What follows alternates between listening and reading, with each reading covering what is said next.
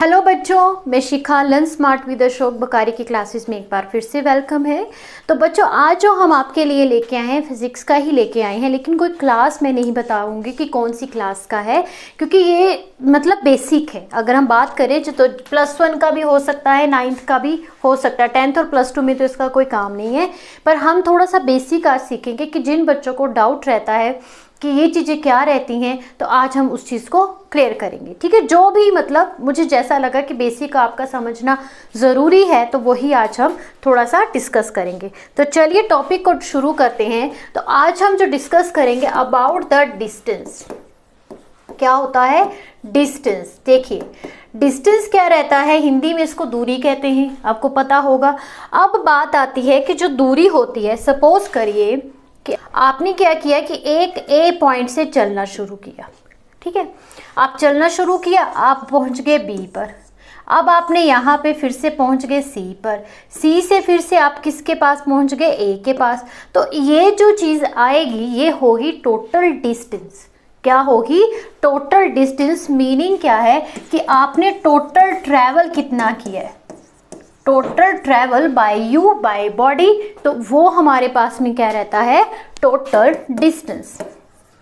Total distance. अगर मैं साधारण तो उस पर बोलूँ तो डिस्टेंस में हमारे पास डायरेक्शन का कोई भी काम नहीं है।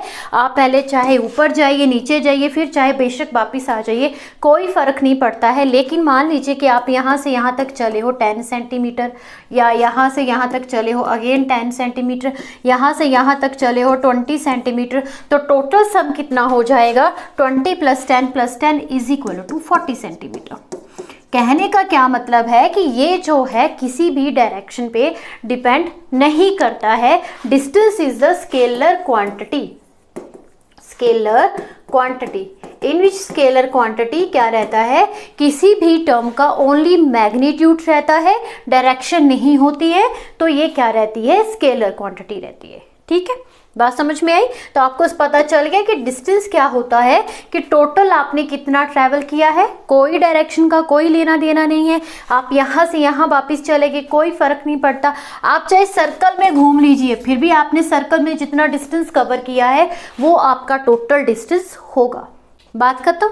अब दूसरी एक चीज आती है डिस्प्लेसमेंट।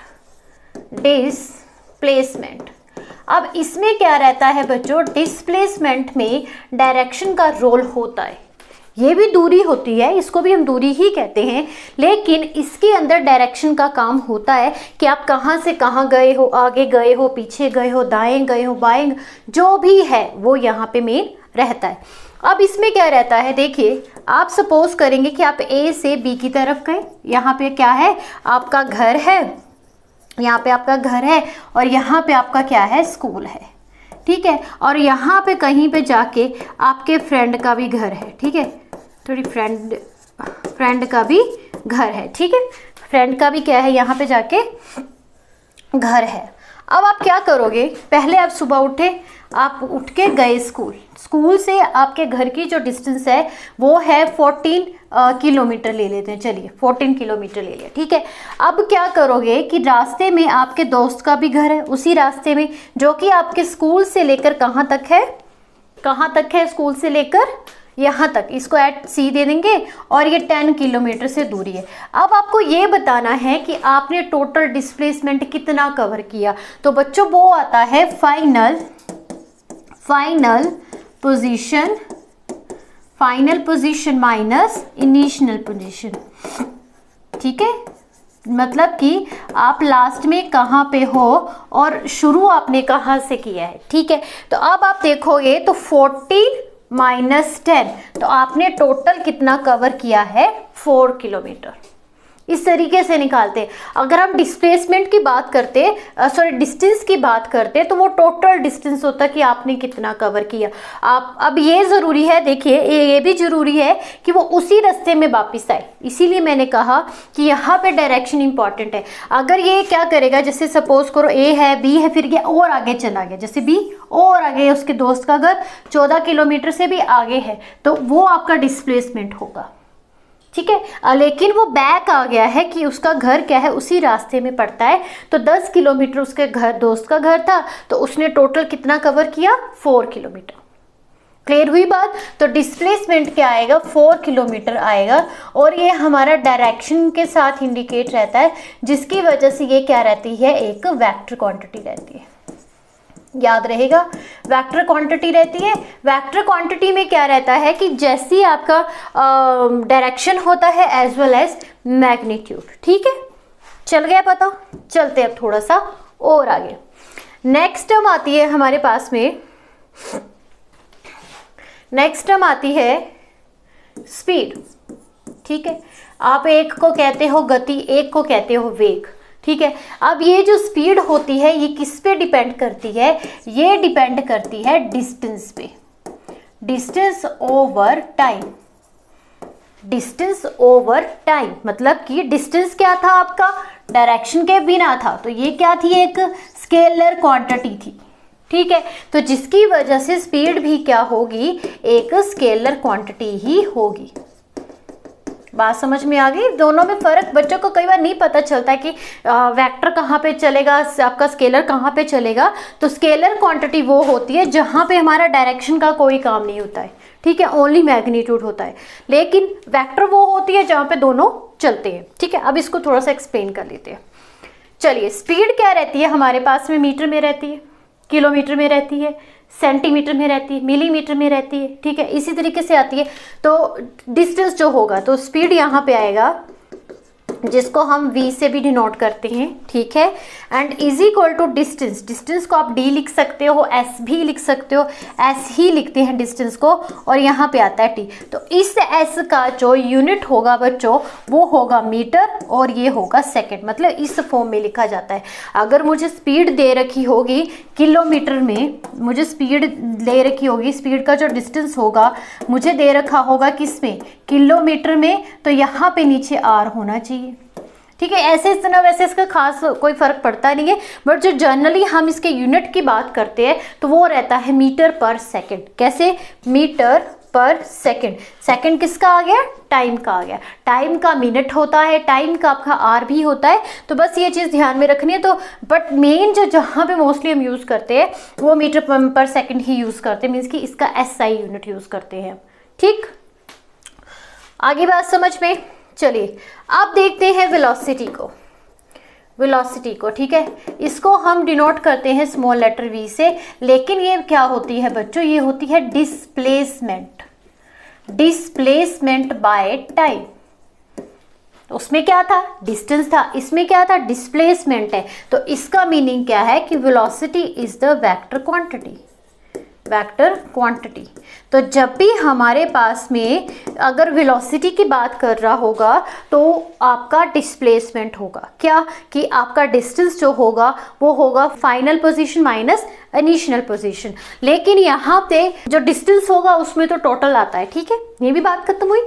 अच्छा, डिस्प्लेसमेंट का भी यूनिट मीटर में ही रहता है और इसका भी सेकंड में ही होगा, देन वेलोसिटी का यूनिट बन जाएगा मीटर पर सेकंड। क्लियर, ठीक है, आगे बात समझ में। अब थोड़ा सा और आगे चलते हैं। अब आती है बारी यूनिफॉर्म स्पीड की, यूनिफॉर्म स्पीड की, uniform speed and non uniform speed, uniform speed या non uniform speed. Non uniform को हम ऑल्सो वेरिएबल भी बोल सकते हैं। ठीक है, कि वेरी कर रहा है, नाम से पता चल जाएगा आपको कि वेरी कर रहा है। तो इसमें क्या रहता है बच्चों, जो यूनिफॉर्म आपकी स्पीड होती है, आपका क्या रहता है, इक्वल डिस्टेंस रहता है, इक्वल ही डिस्टेंस रहता है एंड इक्वल टाइम रहता है, एंड इक्वल टाइम रहता है। कहने का क्या मतलब है कि आपने क्या किया, A से B तक आप गए तो आपने यहाँ पे 5 किलोमीटर को 1 घंटे में कवर कर लिया। ठीक है, उसके बाद आप B से C पे गए तो फिर से आपने 5 किलोमीटर 1 घंटे में ही कवर कर लिया। फिर से आप आगे गए, C से D की तरफ गए, अगेन आपने 5 किलोमीटर पर आवर की स्पीड से C से D का रास्ता कवर कर लिया। ठीक है, उसके बाद D से E की तरफ गए, फिर आपने 5 किलोमीटर 1 घंटे में में कवर कर लिया, तो इसको कहते हैं यूनिफॉर्म स्पीड, कि जितना डिस्टेंस आपने कवर किया उतने ही टाइम में आगे किया और आगे किया, कहीं पे भी ये वेरिएशन में नहीं आ रहा है।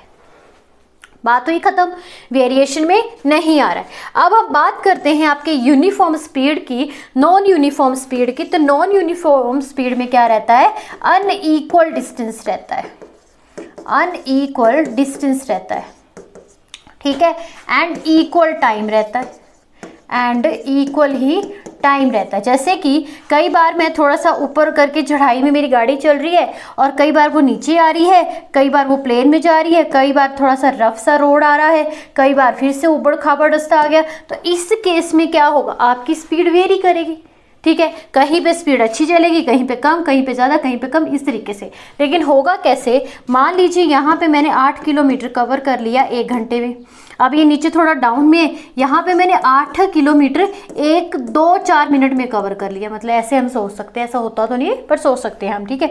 अब देखिए, और प्लेन आ गया तो यहाँ पे 8 किलोमीटर का जो रास्ता था वो मैंने 30 मिनट में कवर कर लिया। अब थोड़ा सा रास्ता खराब आ गया है, फिर से क्या होगा कि डिस्टेंस आपका अनइक्वल आना चाहिए, टाइम नहीं, ठीक है, इस चीज़ का ध्यान रखिएगा, आपका डिस्टेंस अनइक्वल आना चाहिए। मैं यहाँ पे टाइम और डिस्टेंस को वो कर रही हूँ, तो आपका डिस्टेंस क्या है, जैसे कि पहले 7 किलोमीटर 2 मिनट में किया, ठीक है, 8 किलोमीटर 2 मिनट में किया, ठीक है, अच्छा 10 किलोमीटर आपने 10 मिनट में किया। तो मतलब क्या है कि जो वेरिएशन जो है वो डिस्टेंस की आनी चाहिए, टाइम आपका सेम होना चाहिए, और पाथ का तो मैंने बता दिया कि रास्ते पे डिपेंड करता है कि रास्ता कैसा है, ठीक है, बात समझ में आ गई।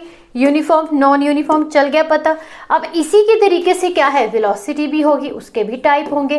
क्या क्या टाइप होंगे भाई, एक आएगा आपके पास में यूनिफॉर्म, ठीक है, वेलोसिटी, एंड एक आएगा आपके पास में non uniform, non uniform, non uniform, ठीक है। अब नॉन यूनिफॉर्म में क्या रहेगा वही, और यूनिफॉर्म में क्या रहेगा बच्चों, इक्वल डिस्प्लेसमेंट, डिस्प्लेसमेंट ही होता है वेलोसिटी में, डायरेक्शन के साथ चलता है, equal displacement with equal time, time भी इंटरवल क्या होगा, सेम होगा, ठीक है।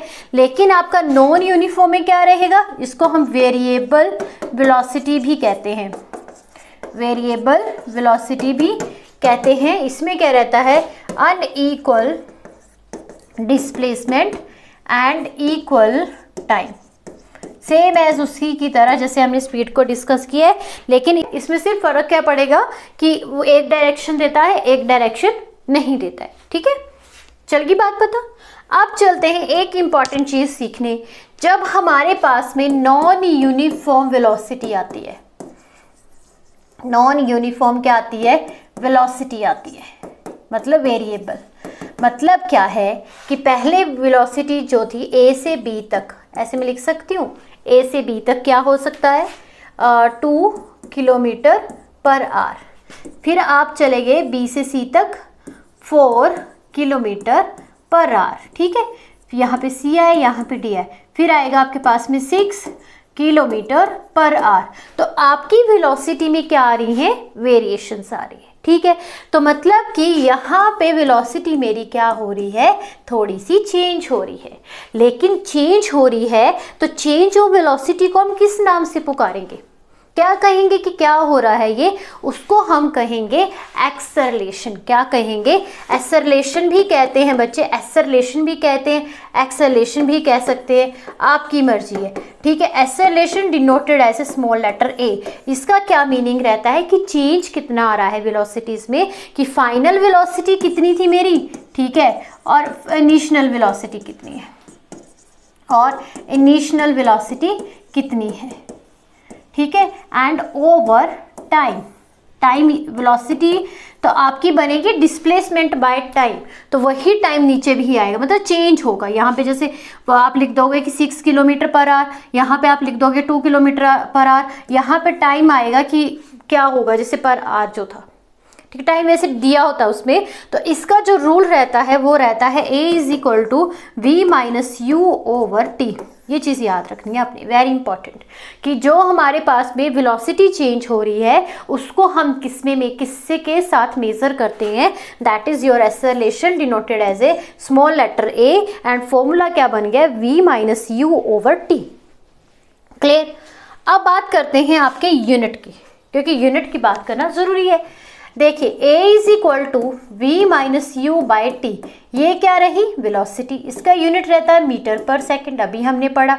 और ये क्या है, टाइम है, इसका यूनिट रहता है सेकंड रहता है। Then acceleration is equal to metre per second square. Unit very important, क्योंकि फिजिक्स में यूनिट से ही हमको काफ़ी चीज़ों का पता चलता है कि किस चीज़ का यूनिट है, मतलब क्या आएगा इसका आंसर, क्या होगा ये। क्लियर। अब आती है एक्सेलरेशन की बात। तो एक्सेलरेशन की बहुत सी चीज़ें होती हैं, जैसे कि यूनिफॉर्म, नॉन यूनिफॉर्म। तो एक वेरी इंपॉर्टेंट चीज़ है कि क्या एक्सेलरेशन यूनिफॉर्म है या नॉन यूनिफॉर्म है। तो यूनिफॉर्म के केस में हमने क्या पढ़ा, यूनिफॉर्म के केस में हमने ये पढ़ा कि सब कुछ इक्वल था। ठीक है, अगर हम वेलोसिटी की बात करें तो equal displacement and equal time था। बट यूनिफॉर्म एक्सेलरेशन में क्या होगा कि आपकी इक्वल वेलोसिटी होगी, इक्वल वेलोसिटी होगी इन इक्वल टाइम में, इन इक्वल टाइम में। एंड नॉन यूनिफॉर्म में क्या रहेगा, नॉन यूनिफॉर्म में क्या रहेगा, आपका अनइक्वल वेलोसिटी रहेगी, अनइक्वल वेलोसिटी रहेगी and over equal time. Clear. तो अब मुझे बताओ कि जब हमने बोला था कि जो एक्सेलरेशन जो होगा आपके पास में वो होता है कि वेलोसिटी का चेंज कितना आ रहा है, ठीक है, दो वेलोसिटी में चेंज कितना आ रहा है। तो जब आपकी वेलोसिटी ही इक्वल रहेगी तो कोई चेंज आएगा नहीं आएगा। तो यूनिफॉर्म एक्सेलरेशन वैसे होता ही नहीं है, हमेशा जो एक्सेलरेशन होता है वो नॉन यूनिफॉर्म होगा, क्योंकि आपका एक्सेलरेशन क्या रहता है, चेंज वेलोसिटी, चेंज वेलोसिटी की अनइक्वल वेलोसिटी होगी, मतलब वेलोसिटी में चेंज आ रहा है, पहले कुछ थी फिर कुछ थी फिर कुछ थी और इक्वल टाइम आएगा। तो ये बात आपको समझनी है कि acceleration are always taken as a non uniform, because क्योंकि यूनिफॉर्म के केस में वेलोसिटी हमेशा इक्वल रहेगी। तो जब वेलोसिटी में कोई चेंज ही नहीं होगा, इसका क्या मीनिंग हुआ कि जो आपकी फाइनल वेलोसिटी है वही आपकी initial velocity and by time T दोनों सेम है, दोनों सेम है। तो क्या बन जाएगा ये, मतलब कि सेम 9 9 ले लेते हैं, 9 माइनस 9 तो बन गया 0, तो होगा ही नहीं। ठीक, बात समझ में आ गई। एक और इंपॉर्टेंट चीज है आपके पास में, type of the acceleration. First आता है जीरो, जीरो एक्सेलरेशन, ठीक है, जीरो एक्सेलरेशन। एंड सेकंड आता है आपके पास में positive, positive acceleration, positive acceleration, ठीक है। एंड थर्ड आता है नेगेटिव, थर्ड आता है नेगेटिव एक्सेलरेशन। देखिए बहुत सिंपल सी चीज़ है ये, ठीक है। इसको नेगेटिव को रिटार्डेशन भी कहते हैं, रिटार्डेशन, जब रिटार्डेशन लिखा होगा मतलब कि नेगेटिव एक्सेलरेशन आ गया, ठीक है। अब देखिए जीरो एक्सेलरेशन कब होगा, जब वेलोसिटी क्या रहेगी, यूनिफॉर्म होगी, तब आपका क्या बन जाएगा, v minus u by t. क्या कि v इज इक्वल टू क्या होगा, u, then v minus v and over t, तो आपका एक्सेलरेशन क्या बन जाएगा, 0 बन जाएगा। कब कब जब ये यूनिफॉर्म थी, यूनिफॉर्म थी या फिर वेलोसिटी इक्वल थी, ठीक है। नॉन पॉजिटिव कब आएगा, जब आपका फाइनल u बाई टी, तो क्या होगा कि final velocity greater than small initial, ये क्या थी, फाइनल थी, is greater as compare to initial velocity, initial velocity. तो इस केस में क्या रहेगा, acceleration become positive. Clear. Negative के केस में क्या रहेगा कि v minus u by t, ये हमारा रूल रहता है which is equal to a, and इस केस में u आपका क्या होगा, बड़ा होगा, u आपका बड़ा होगा एज कंपेयर टू v। तो यहाँ पे क्या बन जाएगा, मान लीजिए u आपका क्या है 9 है और v आप ले लीजिए 7, ऐसे ले लेते, थोड़ा सा एग्जाम्पल ले लेते।